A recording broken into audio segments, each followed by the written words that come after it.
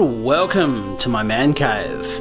I have decided to do a bit of a setup video, something I've been wanting to do for quite a long time, but I kept meaning to clean things up and whatnot, and it hasn't happened. So you know what, I'm just going to do it anyway. Before we get going, if you're wondering why I've got all these pretty little blue triangles on my wall, this used to be my girls' room, my little twin daughter's room, before they moved out, so that's why that there, and that's why I've got this height chart. It's not actually something I typically go and check myself, but nonetheless, this is the man cave. This is where I do all of my YouTubing and PlayStationing from and everything like that.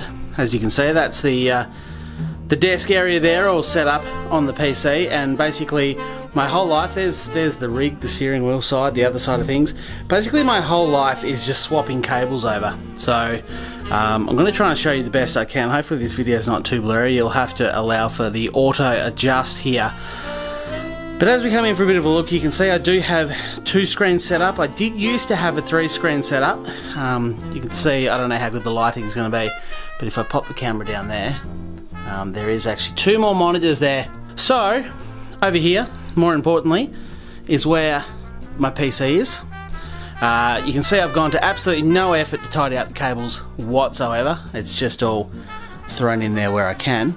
And that's my PlayStation there. It's on a bit of a weird angle, I know, but I wanted to stand it directly upright next to the PC, but it has cooling vents.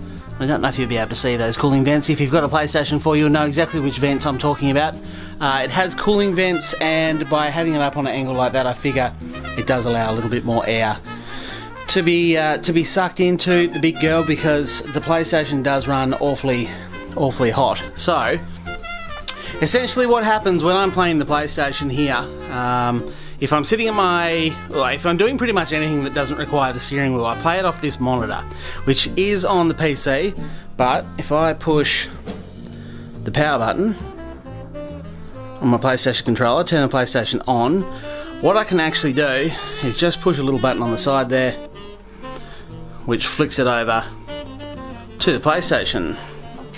And if I go into that, and all that sort of jazz, so I can sit there. Now this microphone here, this is the one that I actually spent my first YouTube money that ever came through buying. It's a really cool microphone. It's a blue Yeti.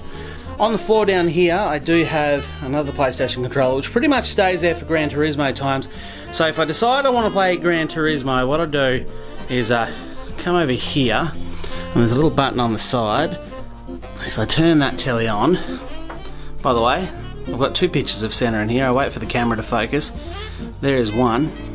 And if I spin around to, this is a bit of a shelf I've actually been meaning to set up for a while, so whilst we wait for the TV to boot itself up. I've been meaning to fix this shelf for a little while, but there's the nice little Mazda setup, couple of RX-7s sitting there. I've got one myself, a Generation 1 RX-7, so you can see I've got a nice red one waiting for the autofocus to kick in, along to the Peter Stuyvesant International, and finally the Yellow Pages one. Plenty of Ayrton Senna models and stuff like that. We'll have a bit of a look whilst I'm here. Allow it to refocus. So his old Williams one there, McLaren, and then over the back, a little bit different, but it's him and his old go-karts. And directly above, the Pride and Joy. That's a picture that was given to me a very, very long time ago. In fact, it was before Ayrton Senna died. And if I zoom in close enough, if I get close enough, I should have zoomed in, but I'd actually moving the camera. I don't know if you can see that, but it's number 380 of 450.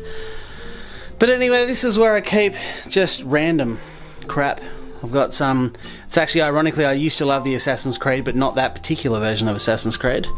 Next shelf here, got some Destiny 2 characters, Fallout character, and you know, Destiny because love me a dead game. Fallout 4 is always good, or Fallouts of any sort, and a little Deadpool.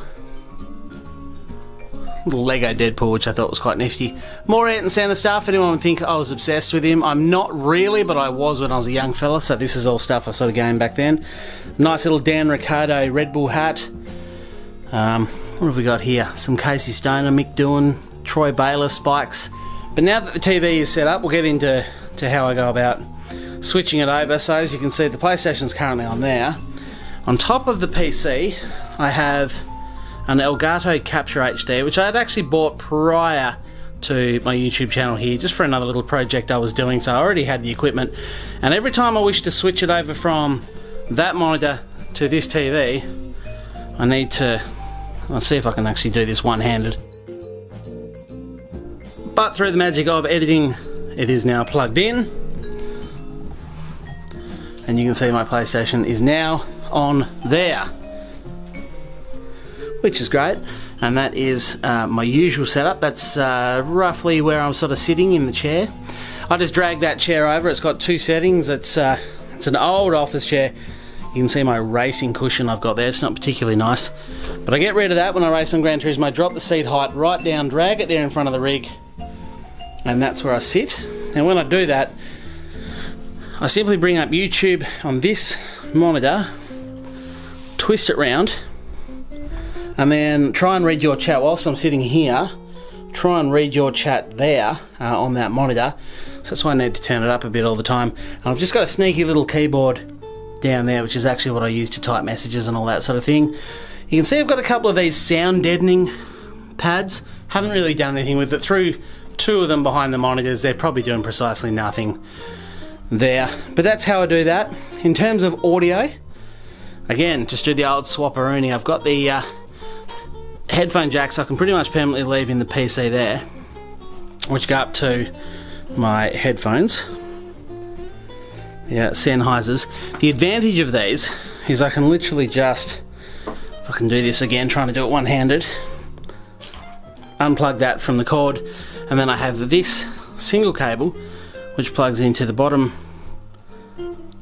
of the controller there, and then that one plugs into the headphones, and then that's what I use. That controller just sits there because obviously the chair's sort of here next to it, and I can just pop the Sennheisers on and listen to the PlayStation, talk through PlayStation chat. Now the reason, if you've seen some of my streams before, you will have heard me complaining about how hot it gets in this room. It is quite a small room. I literally stand with my back to the corner of the room. That is sort of all the room I have here. It's not an overly big room, and if I now walk over, spin around and face the opposite corner, that's the doorway. Again, not a hell of a lot of room. So it does get very hot in here with all this equipment going. This TV here blasts the temperature out pretty badly. That's all I've got to cool myself down, and I can't really face it at that microphone because that microphone will pick it up. It'll pick the air going over it up, and it'll also pick up the annoying noise. I'll turn that on so you get an idea of.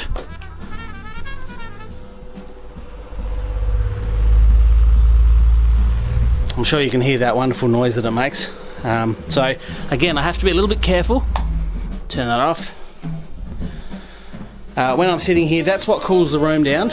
Can't really use it with that too much. I can crack a window behind that, but I still have to face the air away and just let it circulate through the room. But what's a shame is if I open this door, straight across there is a couple of bathrooms. I do actually have a heat pump right there, which would be perfect to cool the room down. Obviously I could just set that to air conditioning, but that door is, and there's a little sneaky picture of Casey Stoner. That door is through to my daughter's bedroom, which, if I go back for a bit of distance reference, there is the doorway to the man cave, and there is their door into their bedroom. So if I was to leave this one open and talk, they would hear it. It would most likely wake them up, so I can't do that. I'd like to get more of those sound deadening pads over there and actually stick them up on the walls. I've got two spare ones down here, but I need a few more and I need to get them up on the wall. But hopefully that's something of an understanding as to how my setup works in my man cave. But that does conclude the setup video. I know it's not particularly good and my camera work has been atrocious, just been hanging onto it by hand. Hopefully you have enjoyed it. If you have any questions, please pop them in the comment section below. That is a setup video. I might do another one at some point because I'll most likely change things, get rid of that old TV and maybe change it with something. But that is going to be the end of the video. Hopefully you have enjoyed it. Thank you very much for watching, and I'll talk to you next time.